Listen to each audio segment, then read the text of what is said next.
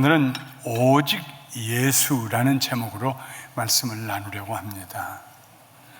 지난 주간 우리들은 올림픽 경기에서 우리 한국 젊은이들이 온 힘을 다하여 승리하고 입상하는 장면들을 보았습니다.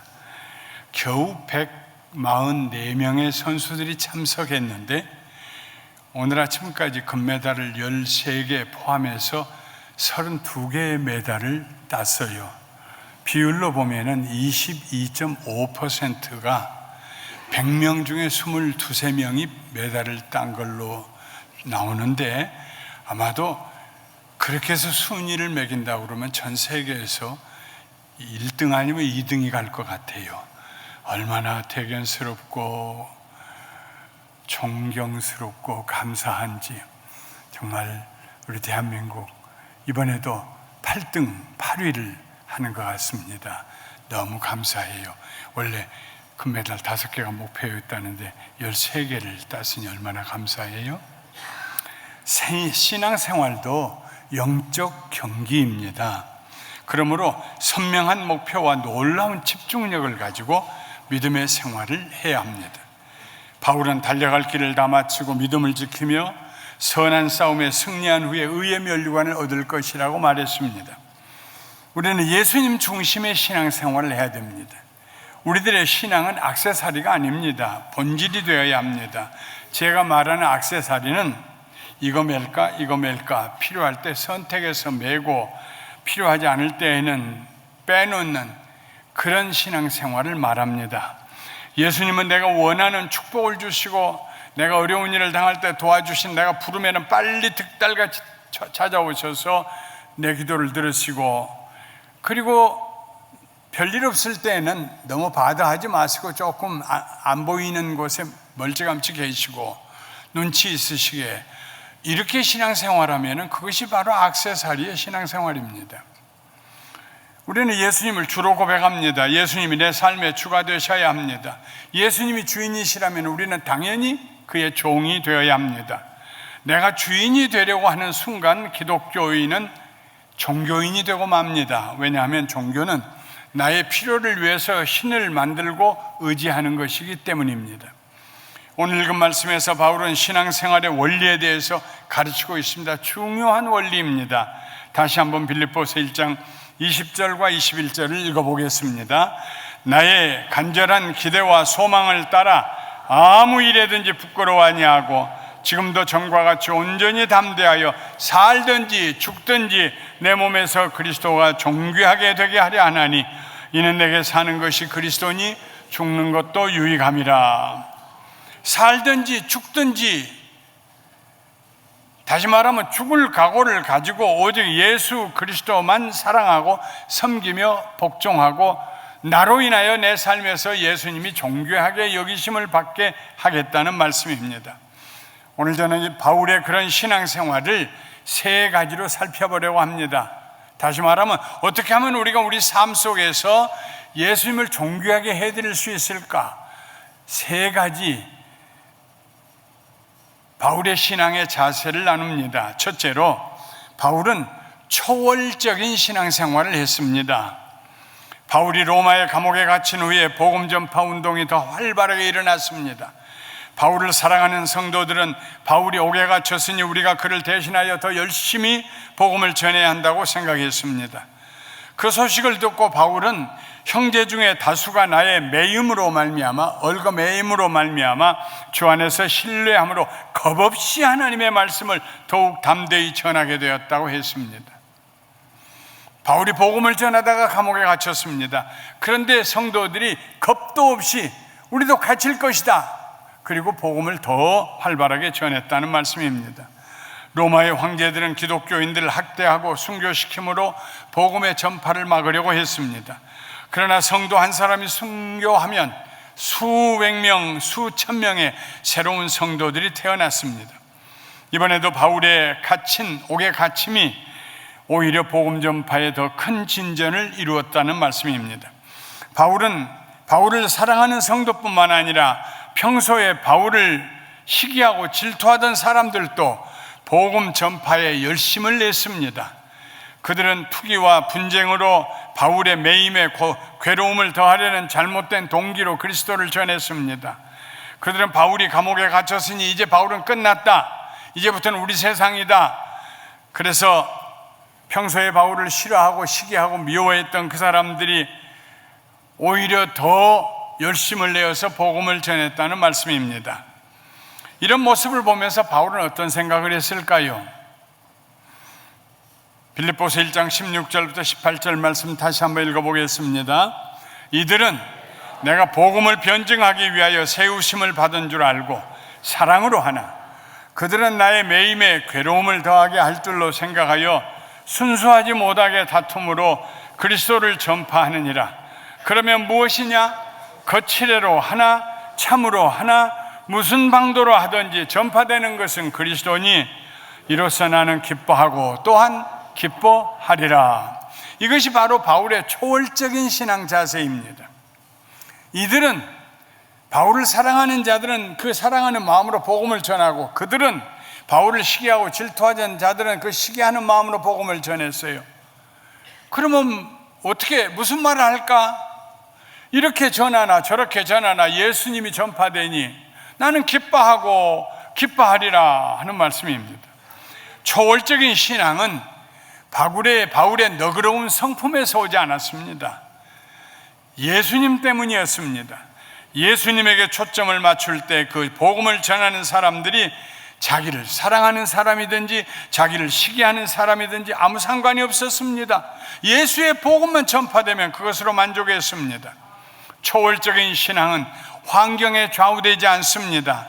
넉넉함과 부족함에 좌우되지 않습니다. 사회의 지위에 높고 낮음에 좌우되지 않습니다. 내가 중심이 되면 우리는 환경에 영향을 받습니다.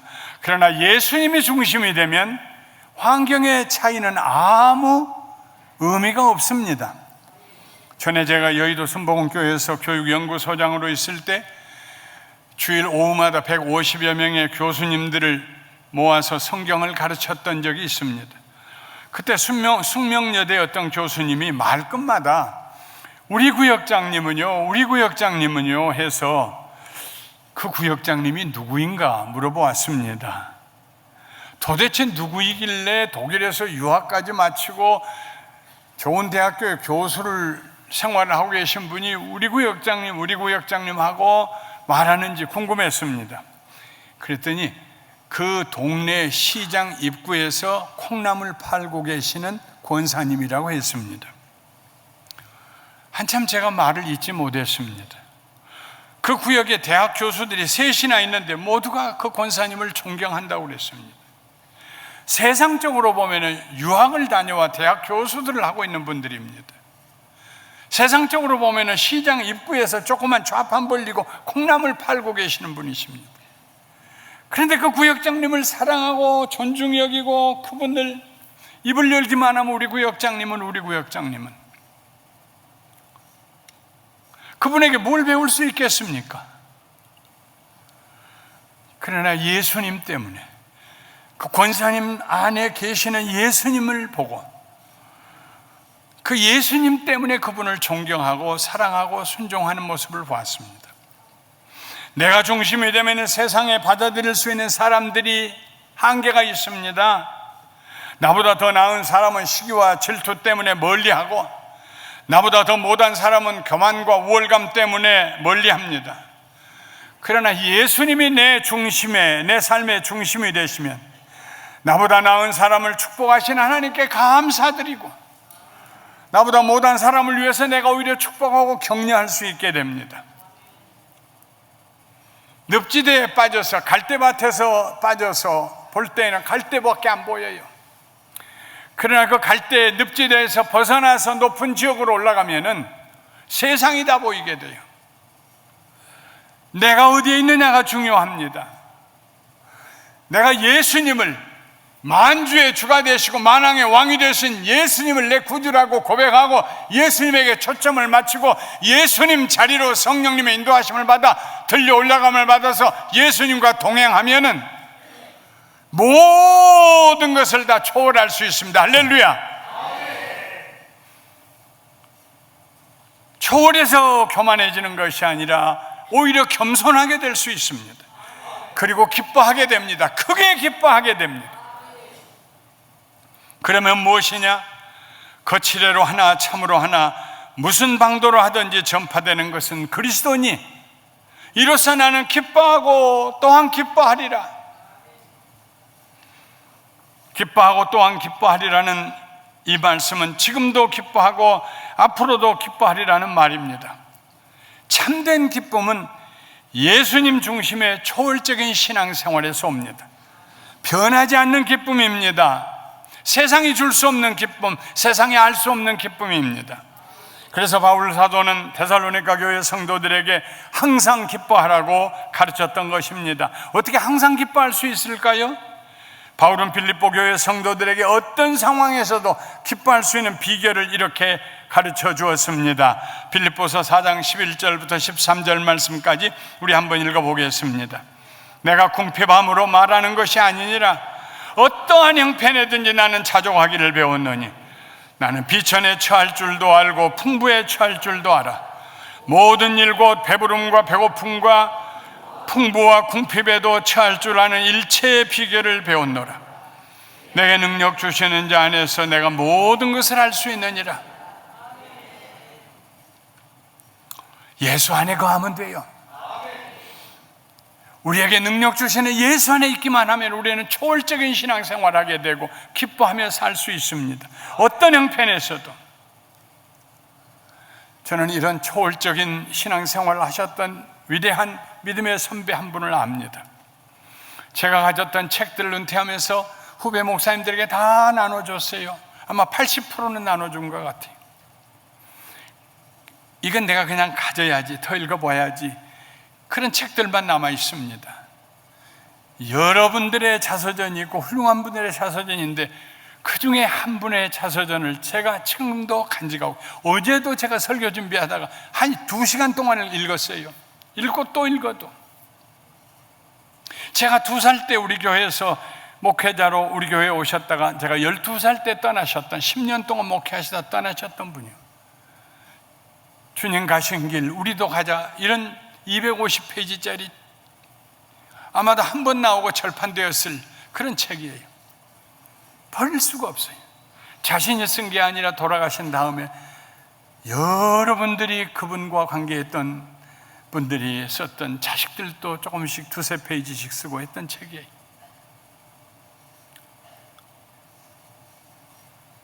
자녀들이 8이었어요. 목사님까지 2이요. 한번 새로운 부임지로 갈 때마다 10명입니다. 목사님 잡수실 거 좀 있으세요? 많고 걱정하지 말아요. 근데 어쩌다 가보면은 풀 뜯어다가 죽 쓰고 잡수고 계신데요. 10 식구들이.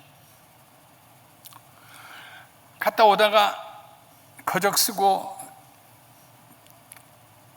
가만히 뒤집어 쓰고 길바닥에 누워있는, 요즘에야 홈레스가 많지만 그땐 별로 없으니까, 형제요, 왜 여기서 누워있어? 일어나시오. 우리 집에 가서 같이 잡시다. 오다가 옷도 벗어주고, 그래서 양복이 없이 반팔로 설교도 하고, 정말 초월적인 삶을 사셨던 분이에요. 마지막에는 음성 나환자들이 사는 마을에 가서 목회를 했습니다. 호혜원이라고 하는 교회.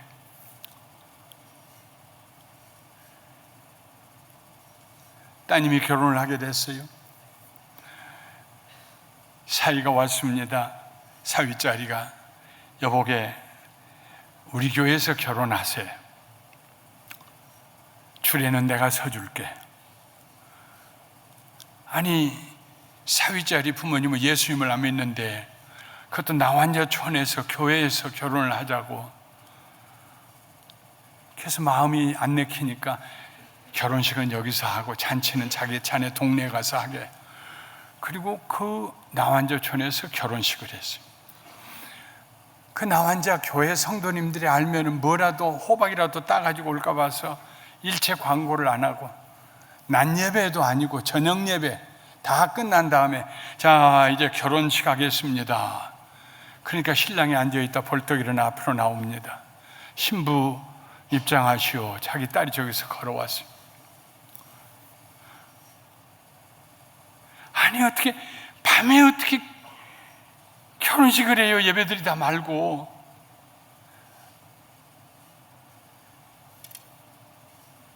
예수님 같으면 이런 결혼식 안 하겠는가? 초월해버리게. 온 교인들이, 목사님도 울고 온 교인들이 음성나병 환자들이 다 울음바다가 됐어요. 우리 목사님 정말 우리를 사랑하신다. 교회를 잔치자리로 만들어서 얘기도 안 하고 그 딸을 우리 교회에서 머리에다가 그냥 옥양목으로 뭐 하나 씌워가지고, 자녀들 중에 어떤 아들이 아버지가 얘야 신학교 가거라. 아유 아버지 나요 빌어먹고 살고 싶지 않아요. 그리고 술 담배 하고 곁길로 갔어요. 그랬던 아들도 결국은 돌아와서 목사님이 됩니다. 그리고 8, 8남매가 다 목사님 아니면 목사님 사모님이 됐어요. 그분은 오직 예수님만 바라봤어요. 오직 예수님만. 그분 때문에 나도 신학교 졸업하고 가난할 용기가 없어서 13년을 배회하다가 35세 목사가 됐어요. 내 마음속에 정말 예수님 닮은 목사님으로서 그분이 남아있어요. 예수님이 중심이 되면은 거리낌이 없어요. 부끄러움이 없어요. 초월하게 돼요. 사랑하는 성도 여러분, 가장 행복한 사람이 누굽니까? 모든 것을 초월해서 살 수 있는 사람, 구김살 없는 사람, 비교하지 않는 사람, 주눅들지 아니하고 당당하게 예수님 때문에 예수 중심으로 나를 좋아하는 사람이든 싫어하는 사람이든 사랑하고 축복하면서 기뻐하고 또 기뻐하며 사시게 되시기를 주님의 이름으로 축원합니다. 둘째로, 바울은 예수님을 존귀하게 여기는 생활을 했습니다. 예수님을 존귀하게 여기는 신앙생활.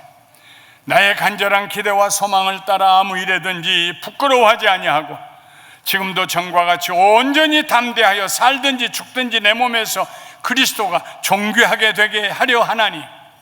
바울의 소원은 자신을 통하여 예수님이 존귀하게 되는 것이었습니다. 내 몸에서 그리스도가 존귀하게 되게 하려 하나니, 여기에서 몸은 그의 전 존재를 가리킵니다. 존귀는 크게 높임을 받으신다는 뜻입니다. 이는 마치 우리가 예수님께서 가르쳐 주신 기도문을 고백할 때 하늘에 계신 우리 아버지여 이름이 거룩히 여김을 받으시오며 수동태입니다. 존귀히 여김을 받으시며 수동태입니다. 우리 때문에 하나님의 이름이 거룩히 여김을 받으시고 우리 때문에 예수님의 이름이 높임을 받으시기를 내 전 존재를 통해서 그렇게 목숨을 걸고 원합니다. 살든지 죽든지. 그것이 바울의 신앙이었습니다. 어떻게 하면 우리가 그런 신앙생활을 할 수 있을까요? 바울은 2가지의 비결을 우리에게 들려주고 있습니다. 먼저는 아무 일에든지 부끄럽지 않은 삶을 사는 것입니다. 여기에서 부끄럽지 않다는 말은 과거가 아닙니다. 미래입니다. 나는 돌이켜보면 아무런 부끄러움 없이 살았어요 하는 사람은 교만하게 됩니다. 그러나 앞으로 어떤 일에도 부끄러움 없는 삶을 살기를 원합니다 하는 사람은 주님을 의지하고 겸손한 삶을 살게 됩니다. 바울은 자신의 과거에 대해서 나는 죄인 중에 괴수라고 했습니다. 그러나 지금부터는 예수님께서 자기를 통하여 존귀하게 여기심을 받으시도록 부끄럽지 않는 삶을 살겠습니다. 부끄럽지 않는 삶을 살겠습니다. 세상 사람들이 흉보지 않는 삶을 살겠습니다. 우리는 날마다 이런 결심을 해야 합니다. 나 때문에 예수님의 이름이 부끄러움을 당하시지 않도록, 오히려 나 때문에 예수님의 이름이 높이심을 받을 수 있도록. 예수 믿으려면 저 사람처럼 믿어야 해, 이런 얘기를 들을 수 있도록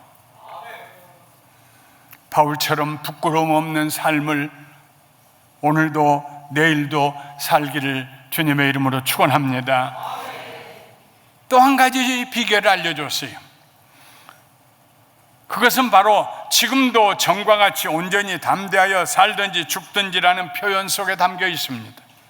바울은 변치 않는 믿음과 시종 여일한 믿음을 가지고 예수님의 부르심을 쫓아갔습니다. 빌립보 3장 12절에 내가 이미 얻었담도 아니요 온전히 이루었담도 아니라 오직 내가 그리스도 예수께 잡힌 바 된 그것을 잡으려고 달려가노라 하였고, 고린도 교회 성도들에게 보낸 편지에서는 나는 다름질하기를 향방 없는 것 같지 아니하고 이리 갔다 저리 갔다 하지 아니하고 싸우기를 허공을 치는 것 같지 아니했다고 간증했습니다. 이처럼 우리의 신앙생활에 일관성이 있어야 합니다. 그 대표적인 인물이 바로 갈렙입니다. 갈렙은 모세가 광야에서 가나안 땅을 정탐하기 위해 보낸 12명 정탐꾼 가운데 한 사람이었습니다. 그들은 40일 동안 가나안을 두루 돌아다닌 후에 큰 포도송이 하나가 매달린 가지를 혼자 들 수가 없어서 두 사람이 막대기에다 꿰서 어깨에 메고 돌아왔습니다. 다른 과일들도 많이 가지고 왔습니다. 그러나 막상 그들이 돌아와서 하는 보고는 대단히 부정적인 보고였습니다. 부정적인 보고를 했던 사람들의 얘기를 한번 읽어보겠습니다. 민수께서 13장 32절부터 33절 말씀입니다. 이스라엘 자손 앞에서 그 정탐한 땅을 악평하여 이르되 우리가 두루다니며 정탐한 땅은 그 거주민을 삼키는 땅이요 거기서 본 모든 백성은 신장이 장대한 자들이며 거기서 네피림 후손인 아낙 자손의 거인들을 보았나니 우리는 스스로 보기에도 메뚜기 같으니 그들이 보기에도 그와 같을 것이니라. 안 된다는 것입니다. 너무 견고한 성이 있고 우리보다 키가 장대한 사람들이 있고 우리는 그곳에 가서 침략하고 점령할 수가 없다는 말입니다. 그때 여호수아와 갈렙의 회중들을 위해서 향해서 이렇게 말했습니다. 우리 함께 읽어봐요. 우리가 두루다니며 정탐한 땅은 심히 아름다운 땅이라. 여호와께서 우리를 기뻐하시면 우리를 그 땅으로 인도하여 들이시고 그 땅을 우리에게 주시리라. 이는 과연 젖과 꿀이 흐르는 땅이니라. 다만 여호와를 거역하지는 말라. 또 그 땅 백성을 두려워하지 말라. 그들은 우리의 먹이라. 그들의 보호자는 그들에게서 떠났고 우리는 여호와는 우리와 함께 하시느니라. 그들을 두려워하지 말라. 그러나 이스라엘 백성들은 10명의 부정적인 보고를 받아들였고 그 결과 39년 동안 그냥 가나안 땅으로 들어갈 수 있었는데 39년 동안 그 모래바람이 이는 채소 하나 갖고 먹을 수 없는 광야를 헤매다가 원망했던 사람들이 광야에 다 묻히고 난 후에야 여호수아가 인도하여 요단강을 건너서 가나안 땅에 들어가게 되었습니다. 들어가서 한 6년 동안 가나안 땅의 서쪽으로 남쪽으로 북쪽으로 전쟁을 하고 점령을 하고 그러느라고 6년이 지났어요. 그렇게 해서 45년이 지난 후에 갈렙의 마음속에 그때 우리가 하나님의 명령을 따라 가나안으로 바로 들어갔더라면 허송세월을 하지 않았을 터인데 이런 안타까운 마음이 남아 있었습니다. 다 점령했는데 헤브론이라고 하는 견고한 성이 하나 남아 있었어요. 갈렙이 여호수아를 찾아와서 말했습니다. 이제 보소서, 여호와께서 이 말씀을 모세에게 이르신 때로부터 이스라엘이 광야에서 방황한 지 이 45년 동안을 여호와께서 말씀하신 대로 나를 생존하게 하셨나이다. 같이 읽어봐요. 시작. 오늘 내가 85세로 돼 모세가 나를 보내던 날과 같이 오늘도 내가 여전히 강건하니 내 힘이 그때나 지금이나 같아서 싸움이나 출입에 감당할 수 있으니 그날에 여호와께서 말씀하신 이 산지를 지금 내게 주소서. 당신도 그날에 들으셨거니와 그곳에는 아낙 사람이 있고 그 성읍들은 크고 견고할지라도 여호와께서 나와 함께 하시면 내가 여호와께서 말씀하신 대로 그들을 쫓아내리이다. 85세가 되었어요. 정탐꾼으로 갔다 온 지 46년이 지났어요. 그러나 이 갈렙의 마음속에는 하나님의 말씀에 대한 가서 정탐하고 그 땅을 취하라 하시는 그 말씀에 대한 믿음이 변함이 없었습니다. 그때도 믿었고 10년 후에도 믿었고 45년이 지난 지금도 믿었습니다. 여호수아여, 내가 아직 건강합니다. 내가 들어가서 저 헤브론 성을 취하게 해 주십시오. 왜 그랬겠어요? 그 성이 욕심나서 했을까요? 아닙니다. 하나님의 말씀이 진리인 것을 이 백성들에게 증거로 보여주고 싶어서 내가 들어가서 저 성을 취하겠습니다. 가서 헤브론 성을 취하고 자기 자손들이 그곳에 살게 했습니다. 우리가 갈렙에서 배울 점은 변치 않는 믿음입니다. 여러분들의 큰 믿음을 가지고 무슨 기적을 행하고 대단한 일을 행하지 않아도 돼요. 예수님을 믿는 믿음, 하나님을 사모하고 예배하고 사랑하는 믿음, 그 믿음 가지고 주일마다 와서 예배드리고 주중에 가정 예배드리고 기도하고 전도하고 그저 계속해서 물이 흐르는 것 같이 지금도 전과 같이, 옛날과 지금이 다른 게 없단 말입니다. 바울 사도의 얘기예요. 지금도 전과 같이 온전히 담대하여 죽든지 살든지 그 방향이 변치 아니하고 그 흐름이 약해지지 아니하고. 저희 교회가 개척한 지 41년이 지났습니다.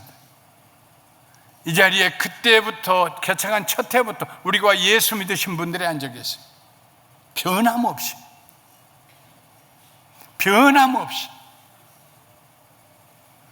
세상에 부끄러움 당하는 삶을 살지 아니하고, 그리고 시종역일하게 변함없이 예수님을 사랑하고 하나님을 사랑하는 신앙생활을 할 때, 그때 우리의 삶을 통해서 예수님이 존귀하게 되실 줄 믿습니다. 셋째로, 바울은 영화로운 신앙생활을 했습니다. 초월적인 신앙생활, 예수님을 존귀하게 여기게 해드리는 신앙생활, 그리고 셋째로 영화로운 신앙생활을 했습니다. 이는 내게 사는 것이 그리스도니 죽는 것도 유익함이니라. 보통 죄인들은 현장에서 재판을 받습니다. 총독이 재판하고 죽일 사람 죽이고 살릴 사람 살리고 감옥에 가둘 사람 가둡니다. 그러나 바울은 로마의 황제에게 재판받기 위해서 압송되어 왔습니다. 그래서 사람들은 바울을 중죄인이라고 생각했습니다.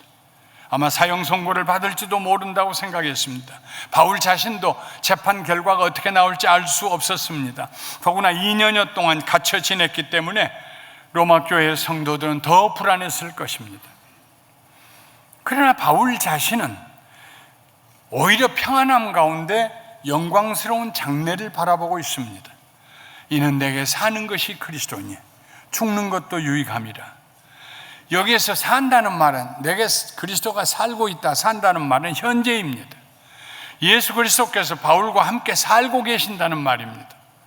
예수님은 십자가의 죽으심과 부활을 앞두고 이렇게 말씀하셨습니다. 요한복음 14장 18절부터 20절 말씀 같이 읽어보겠습니다. 내가 너희를 고아와 같이 버려두지 아니하고 너희에게로 오리라. 조금 있으면 세상은 다시 나를 보지 못할 것이로되 너희는 나를 보리니 이는 내가 살아있고 너희도 살아있겠습니다.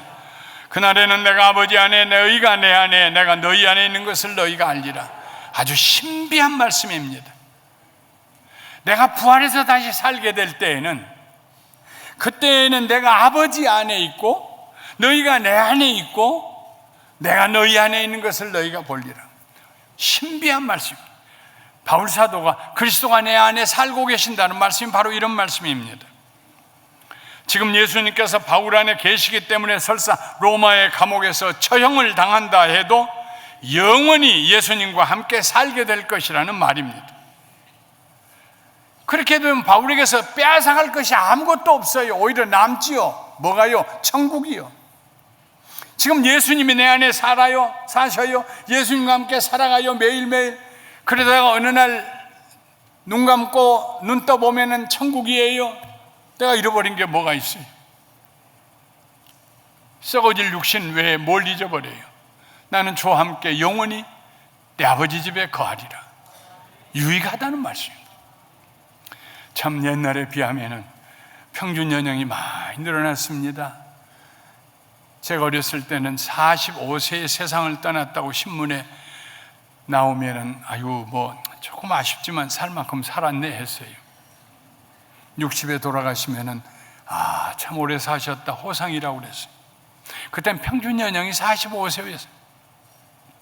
지금 평균 연령이 80에 가까워요.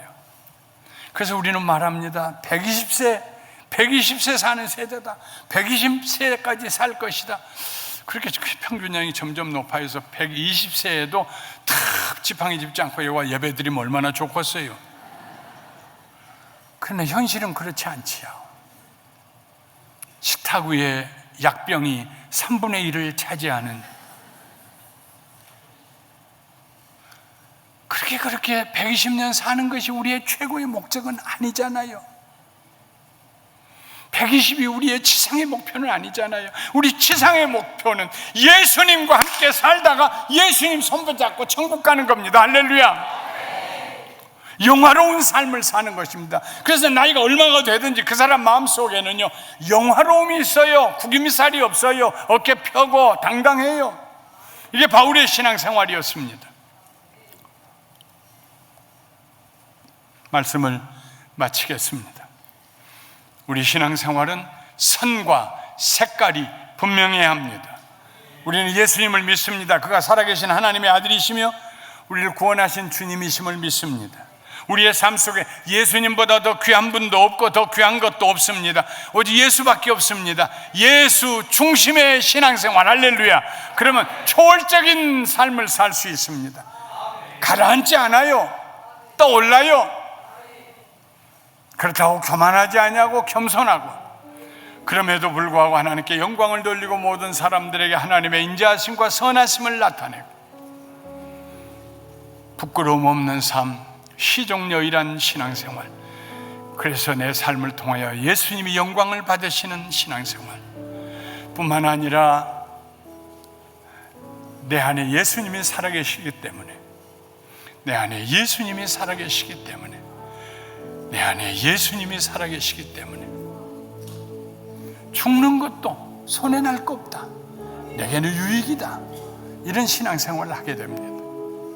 사랑하는 성도 여러분, 여러분의 삶의 중심이 어디에 있습니까? 지난 한 주간 동안에는 무엇 때문에 많이 생각을 하셨습니까? 오늘부터는 예수님 생각 많이 하시고 예수 중심으로 살아가시고, 그리하여서 하나님 앞에 복된 삶을 사시기를 주님의 이름으로 축원합니다. 축원합니다. 축원합니다.